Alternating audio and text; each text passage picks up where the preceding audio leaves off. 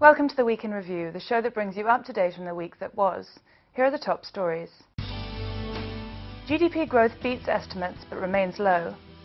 Supreme Court sets deadline for completing 2G auction. And monsoon rains are above normal for an entire week.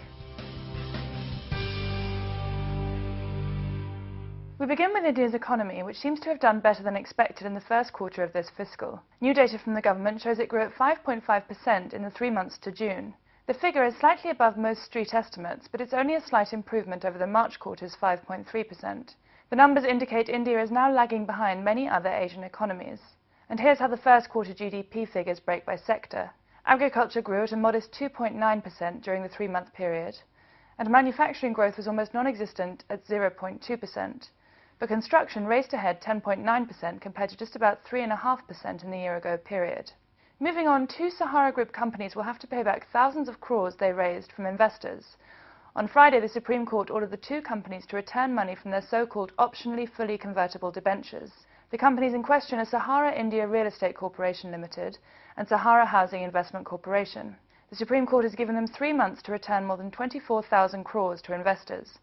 Both companies will also have to pay an additional 15% interest. The 2 Sahara Group companies had raised the money between 2008 and 2011 from nearly 30 million investors.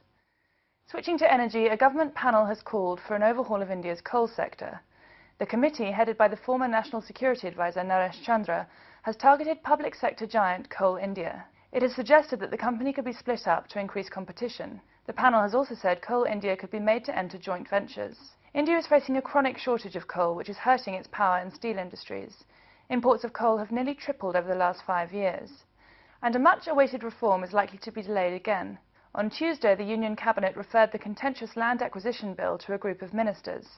The group now has the task of reconciling the differences that various ministers have.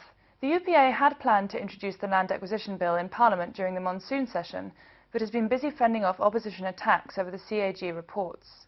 A new report says consumption is growing faster in rural India than in urban spaces. The report from CRISIL says that between 2009 and March of 2012, extra spending in rural India stood at 3.75 trillion rupees. In towns and cities, the additional spending during the period was 2.99 trillion. CRISIL says that rural consumption has been driven by income from non-farm jobs and government employment schemes. The Supreme Court has set a new deadline for the government to complete its 2G spectrum auction. It has set a final date of the 11th of January next year. Meanwhile, it has also allowed telecom companies that have lost their licenses to operate until the 18th of January. Back in February of this year, the Supreme Court had cancelled 122 telecom licenses held by 9 companies. The decision was a fallout of the long-running 2G scandal. And here are some stories in brief. State Bank of India's chairman, Pradeep Chaudhary, says he expects the bank's asset quality to improve in the coming months. Chaudhary told Mint that SBI was extending repayment deadlines for asset-rich clients.